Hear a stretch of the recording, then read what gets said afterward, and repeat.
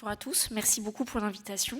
Je vais vous présenter aujourd'hui les résultats d'une étude qu'on a menée conjointement avec le docteur Julie Pélican et le docteur Claire Le Tallec, qui sont de Toulouse, mais aussi avec plein d'autres personnes. Et d'ailleurs, ça sera l'occasion de les remercier aujourd'hui.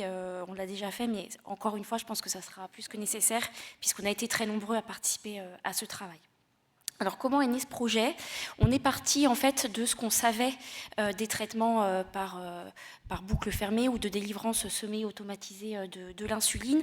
Ce qu'on sait aujourd'hui en pédiatrie, c'est que ce sont des systèmes qui sont plutôt efficaces. Ça a été démontré sur des études même à plus long terme. Donc, ça améliore l'équilibre métabolique des enfants, ça augmente le temps dans la cible, même chez les plus petits. Ça réduit le temps passé en hypoglycémie et en hyperglycémie, sans augmentation des complications aiguës, et notamment sans augmentation des hypoglycémies sévères et des acidocétoses. Donc des traitements qui sont reconnus comme efficaces. À ces bénéfices métaboliques s'ajoutent des bénéfices psychosociaux, que ça soit chez les enfants mais aussi chez les parents, et ça a été démontré que ces traitements pouvaient améliorer la qualité de vie parce qu'en fait ils permettent une amélioration du sommeil, un gain en flexibilité et en spontanéité, et puis que ça semble réduire les soucis liés à la gestion du diabète au quotidien. Il a été démontré aussi que ça diminuait le sentiment de détresse lié au diabète et que ça pouvait réduire le fardeau moral du diabète, ou en tout cas ça ne rajoutait pas un fardeau technologique supplémentaire, parce que ça c'est quelque chose qui avait pu être vu dans d'autres pathologies où il y avait des dispositifs innovants qui avaient été mis en place. Donc bénéfices métaboliques et bénéfices psychosociaux. Mais à côté de ça, toutes les expériences ne sont pas positives. Il y avait des retours d'expériences négatives, notamment le fait qu'il y a une diminution de l'utilisation de ces systèmes avec le temps, donc à moyen terme, mais ça peut même aller jusqu'à l'abandon des systèmes, qu'il y avait un non-maintien de la motivation dans le temps, qu'il pouvait y avoir des frustrations technologiques, notamment du fait de problèmes récurrents de matériel, que les attentes des enfants, mais des familles aussi, n'étaient pas forcément satisfaites, que ce soit en termes de glycémie, mais aussi en termes de charge de travail, parce que effectivement, ce sont des technologies, des traitements innovants, mais il y a quand même encore pas mal de choses à faire dans le quotidien pour gérer le diabète. Et puis, il y avait des manques de confiance vis-à-vis du dispositif, surtout les premières semaines, et c'était compliqué pour les familles de confier finalement la gestion du diabète, que parfois ils géraient depuis des années, à une machine. Et donc, clairement, ce qu'il apparaît, c'est qu'il y a un besoin d'accompagnement. Et ça, c'est un besoin qui a été très tôt souligné par les sociétés savantes qui font les recommandations que les équipes soignantes mettent en place au quotidien. Donc, il a été vraiment montré l'importance de l'organisation d'un parcours de soins, que ce soit au moment de l'initiation, mais aussi après pour le suivi, et l'importance de mettre en place un programme d'éducation thérapeutique personnalisé. Quand on regarde les recommandations, en fait, et les descriptions de ces programmes d'éducation thérapeutique, ils sont très axés techniques. Donc, c'est très bien décrit, en fait, ce qu'on doit travailler avec les familles en termes de compétences techniques, en termes de compétences de soins, voilà, les principes du système, comment je réagis face à une hyper. Donc, on est très sur des choses techniques, vraiment dans l'ordre du savoir-faire. Parallèlement, on nous dit qu'il faut que vous travaillez avec les patients, leurs attentes et la confiance vis-à-vis du dispositif. Mais finalement, il y a très peu de données sur comment on va essayer de répondre aux challenges psychosociaux dont on a parlé avant, voilà, comment on va aider les familles aussi à finalement intégrer cette prise en charge dans leur gestion du diabète et dans leur vie au quotidien surtout, et encore moins en pédiatrie. Et donc c'est pour ça qu'on a eu l'idée de faire ce travail de recherche qui avait vraiment à vocation d'explorer et d'identifier les besoins psychosociaux des enfants, des adolescents et de leurs parents lors de l'initiation et du suivi la première année avec un système de délivrance semi-automatisé de l'insuline. Alors, c'est un travail qui a été, donc c'est un travail national qu'on a fait avec la JD, pour lequel on a obtenu une bourse de la Société francophone du diabète. Donc, il y a 5 centres pédiatriques qui ont été impliqués. Ce sont donc Toulouse, Angers, Nantes, et puis à Paris, il y avait Robert Debré et Necker. C'est un projet qui a commencé en 2021, donc en fait, l'idée, c'est que c'est des équipes qui, en 2021, avaient déjà une expérience des systèmes, parce qu'ils avaient participé au protocole de recherche qui avait permis aussi le développement de ces systèmes. Donc en 2021, quand on a commencé les remboursements des systèmes, en fait, c'est des équipes qui étaient déjà expérimentées. Voilà. Et donc l'idée, c'était d'inclure des enfants à partir de l'âge de 7 ans, avec au moins un de leurs parents, et on a essayé de faire un regard croisé patient-parent avec les soignants, et donc il y a également des soignants qui ont été inclus dans le travail de recherche. Donc, c'est une étude exploratoire qualitative phénoménologique. L'idée, c'était de faire un état des lieux et d'essayer de comprendre ce qui se passait pour les enfants et leurs familles lors de l'initiation de la boucle fermée, et vraiment de se baser sur les expériences qu'ils avaient vécues pour essayer, nous, de ressortir finalement les besoins psychosociaux qu'ils pouvaient avoir. Donc pour ça, on a conduit des entretiens individuels qui étaient vraiment axés sur leur vécu, à la fois positif et négatif. Donc là, on a vu 13 enfants, ados et puis 13 parents. Il y a 9 soignants qui ont été inclus. Ça nous a permis d'identifier des besoins psychosociaux. Et une fois qu'on a identifié, donc pour ça on a retranscrit les entretiens, on les a analysés par thématique, et à partir de ces analyses par thématique, on a fait ressortir les besoins psychosociaux. Et une fois qu'on a identifié les besoins psychosociaux, on a organisé des focus group, à la fois avec des ados, à la fois avec des parents, et puis à la fois avec des soignants lors des commissions pédagogiques de l'AJD.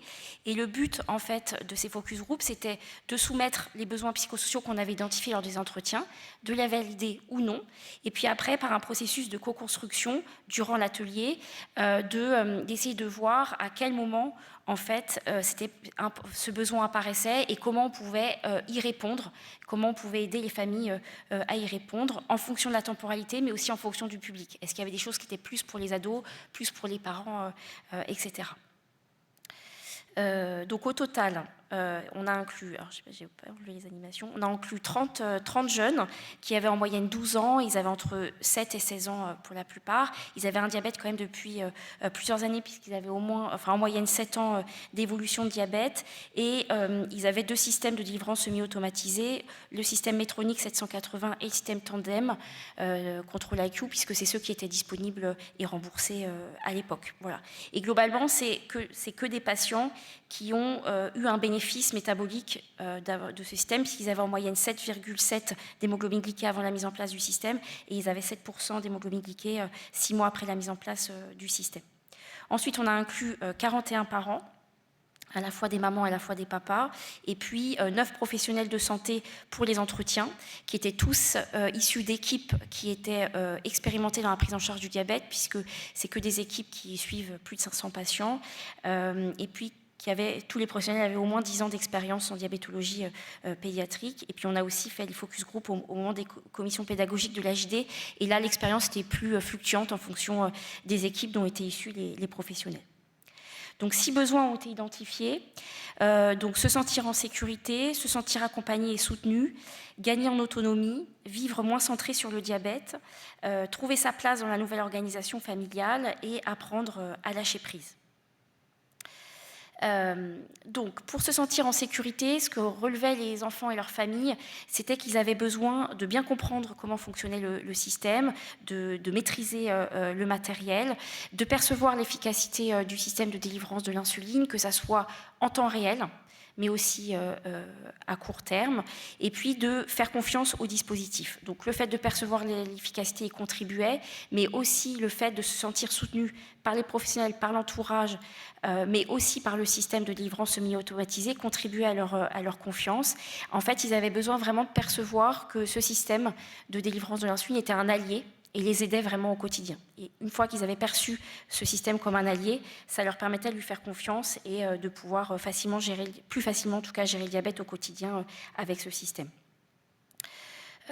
Ensuite, donc, pour ce qui est de gagner en autonomie, globalement, l'autonomie technique, elle a été très vite acquise, donc c'est pas ça qui était vraiment finalement relevé par les familles. Ce qui était relevé, c'était la nécessité d'apprendre une nouvelle façon de raisonner. C'est-à-dire qu'on n'allait plus raisonner de la même manière qu'avant, et donc ça nécessitait un apprentissage. Cet apprentissage, il devait se faire, d'après eux, à partir des expériences, donc soit des expériences qui étaient peut-être proposées par l'équipe, soit les expériences qu'eux-mêmes avaient vécues dans le quotidien. Et finalement, ce désir d'autonomie, il était plus sur le besoin de faire moins pour le diabète, donc de gagner en autonomie dans la vie quotidienne de manière générale, plus que de gagner en autonomie dans le diabète. Donc c'était vraiment un besoin de vivre moins centré sur le diabète, et voilà, avec un désir vraiment d'avoir un sentiment de normalité. Ça a été beaucoup relevé par les adolescents, et qui nous ont dit que le système pouvait être une aide pour accéder à ce besoin ou ce sentiment. Ils avaient besoin de diminuer leur charge mentale et de gagner en confort, en sérénité et en liberté. Et clairement, le système pouvait être une aide pour eux, à la condition que l'équipe les aide et les aide à débriefer finalement leurs expériences vécues et à mettre en place des stratégies pour gérer les situations de vie avec le diabète. En fait, ce qu'ils nous ont dit aussi, c'est qu'il fallait que le débriefing des expériences il soit aussi fait de manière finalement assez spontanée et sincère. Il ne s'agissait pas de débriefer des expériences type qu'on a appris lors des séances d'éducation thérapeutique et qui répondent exactement à ce que le soignant a expliqué lors de la séance d'éducation thérapeutique. Voilà. Ils ont aussi revendiqué le fait de pouvoir nous parler des fois où ils n'ont pas géré comme on leur avait dit de gérer, mais voilà, on n'empêche que la vraie vie, c'est ça, et puis il y a des fois, ils n'ont pas fait ce qu'on avait dit, et ça marche. Et qu'en fait, ils ont aussi besoin qu'on débriefe ça. Donc voilà, donc ils avaient vraiment, pour que ça soit, ce dispositif soit une opportunité de vivre moins centré sur le diabète, voilà, ils avaient besoin des soignants pour finalement débriefer ces expériences et travailler en équipe, en fait, avec l'équipe des soignants et aussi avec leurs parents.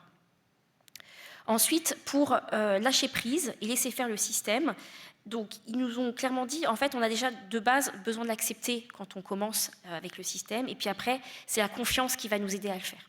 Donc ça, on en a déjà parlé, hein, mais de voir qu'il fonctionne, etc. Donc rassurer sur l'efficacité, ça les aide grandement, et ça peut-être aussi, il faut qu'on les aide à avoir l'efficacité. Et puis, ce qui va les aider à lâcher prise, c'est d'avoir conscience des imperfections des systèmes. Ils nous ont tous dit, vos systèmes, il y a des moments, franchement, ça ne marche pas.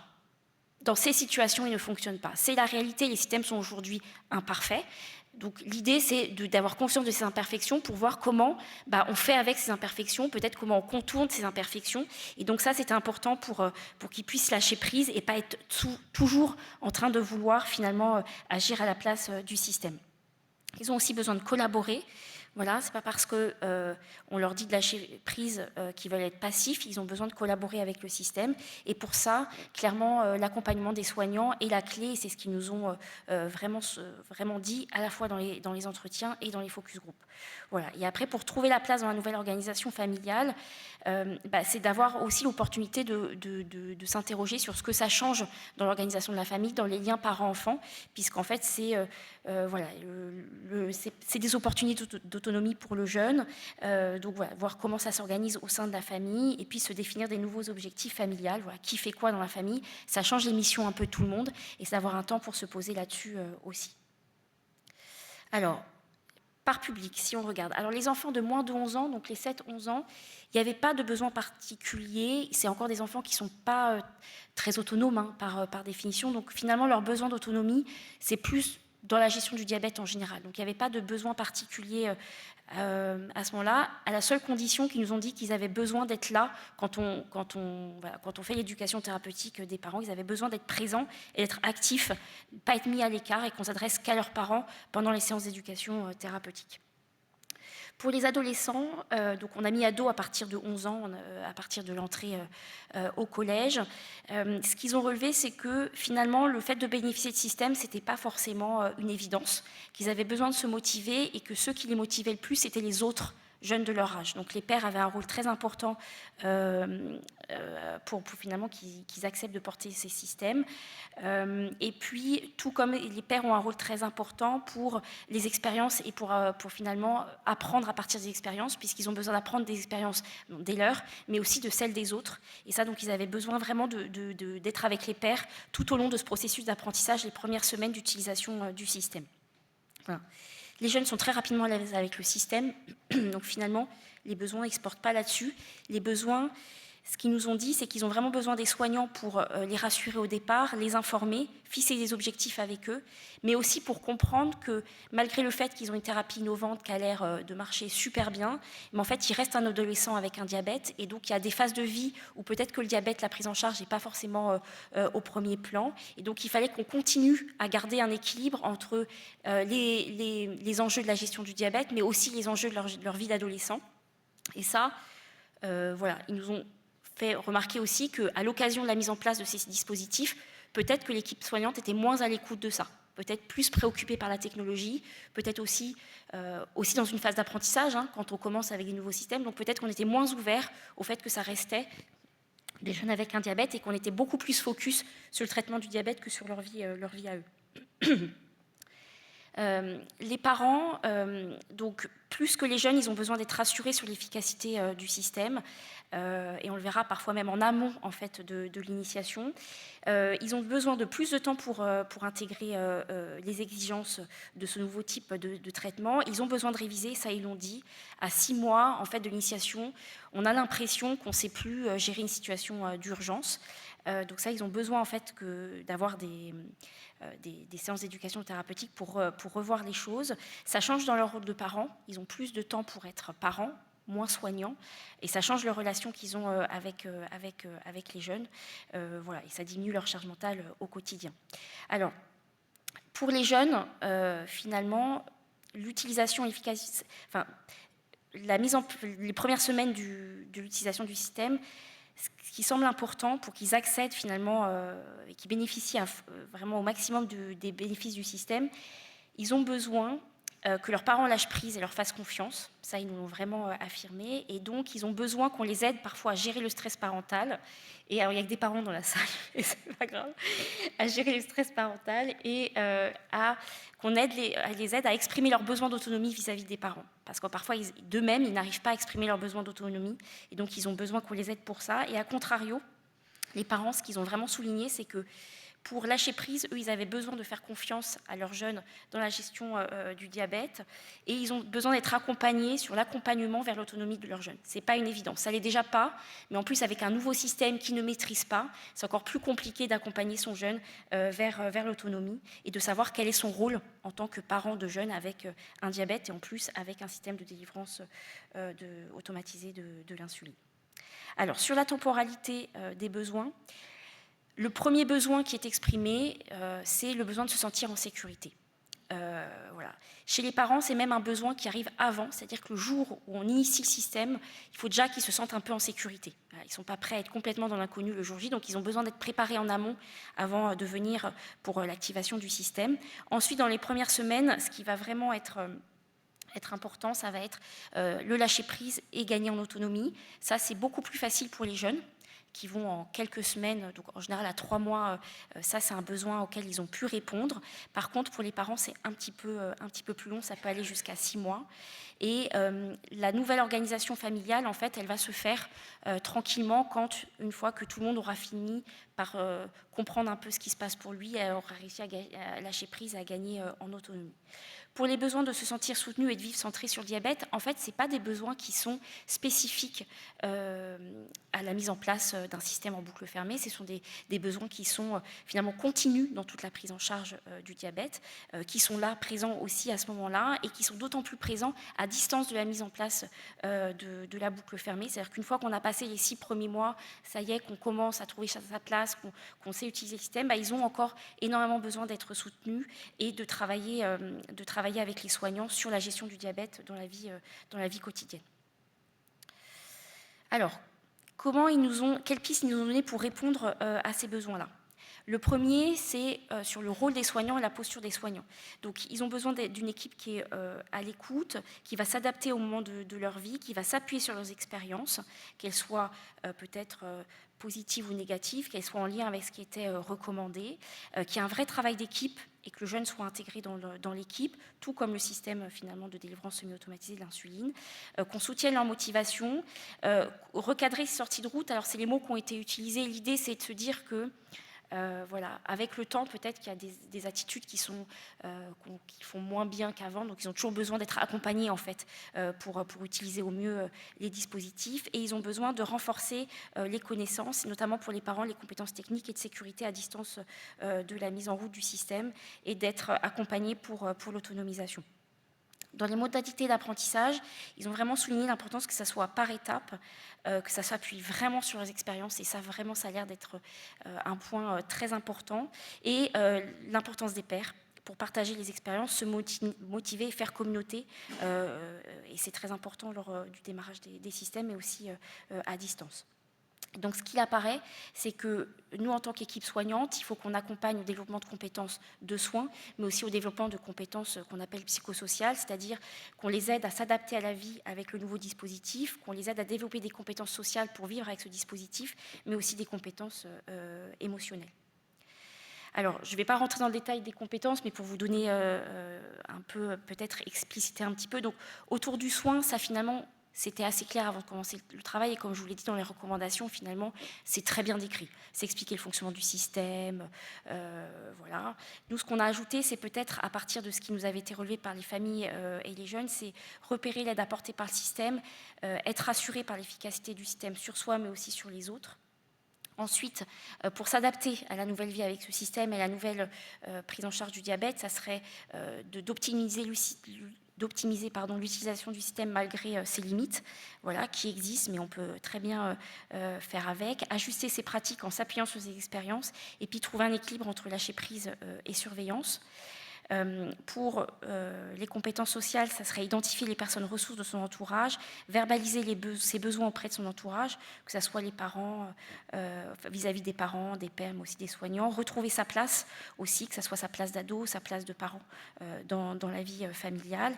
Et puis dans les compétences émotionnelles, faire confiance paraît être un des enjeux, faire confiance, mais que ce soit au système, mais aussi faire confiance aux jeunes pour les parents, faire confiance aux soignants et aux ados en général, et puis gérer son stress et aussi celui de son entourage.